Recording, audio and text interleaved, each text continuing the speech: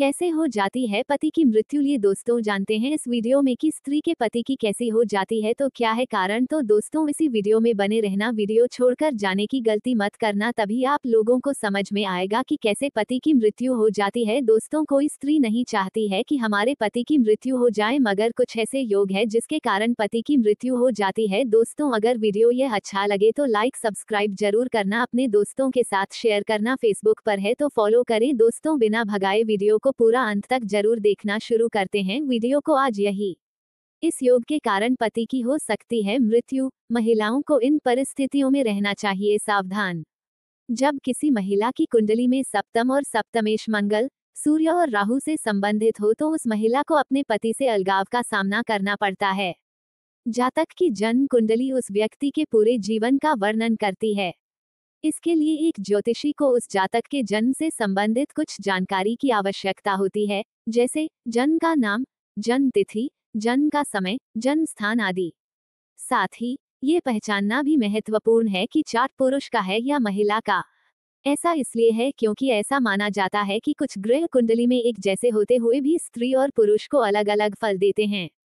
कई स्थितियों में ये भी देखा गया है कि एक पत्नी की कुंडली का अध्ययन करके और इसके विपरीत पति के बारे में सटीक जानकारी प्रदान कर सकता है। तो आइए जानते हैं कि पत्नी के कुंडली में कौन से ग्रह पति के लिए हो सकते हैं अशुभकारी। किसी महिला की कुंडली से उसके पति के बारे में लगाएं पता। यदि स्त्री की कुंडली में लग्न परिवर्तनशील राशि का हो तो विवाह के बाद उस महिला का पति हमेशा विदेश यात्रा करेगा या उसका पति विदेश में रहेगा। यदि किसी स्त्री की जन्म कुंडली में सप्तम भाव में शनि की उपस्थिति हो और उस पर किसी अन्य पाप ग्रह की दृष्टि भी हो तो ऐसी महिलाओं के विवाह में कई बाधाएं या देरी होती है।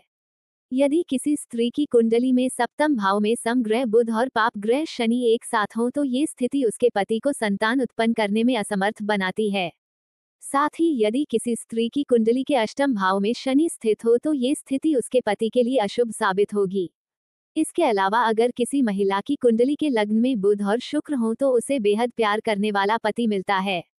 वहीं यदि कुंडली के सप्तम भाव में अशुभ ग्रह हो तो स्त्री को क्रूर, दरिद्र और चालाक व्यक्तित्व वाला पति मिलता है। यदि किसी स्त्री की कुंडली के सप्तम भाव में शुभ ग्रह हो तो उसका पति सुंदर, विवेकपूर्ण और उच्च शिक्षा प्राप्त करने वाला होता है। इसके अलावा कुंडली के सप्तम भाव में शनि और सूर्य की उपस्थिति इस बात का संकेत देती है कि महिला का पति किसी कारणवश उसे छोड़ सकता है। कैसे बनता है कुंडली में वैधव्य योग, विधवा योग? यदि किसी महिला की जन्म कुंडली के सप्तम भाव में लाल ग्रह मंगल हो और उस पर किसी अन्य पाप ग्रह की दृष्टि हो तो उस महिला की कुंडली में वैधव्य योग बनता है। यदि लग्न और सप्तम भाव में पाप ग्रह हो तो स्त्री के पति की मृत्यु विवाह के 7 वर्ष बाद ही संभव है। इसके अलावा यदि कुंडली का सप्तम भाव का स्वामी अष्टम में हो और अष्टम का स्वामी सप्तम में हो तो ऐसी स्थिति में भी स्त्री के पति की मृत्यु विवाह के कुछ ही महीनों में हो सकती है। वहीं दूसरी ओर यदि कुंडली के अष्टम भाव में शत्रु राशि में पाप ग्रह मौजूद हो और उस ग्रह की महादशा भी चल रही हो तो ऐसी स्थिति में भी कुंडली में ये योग बनता है।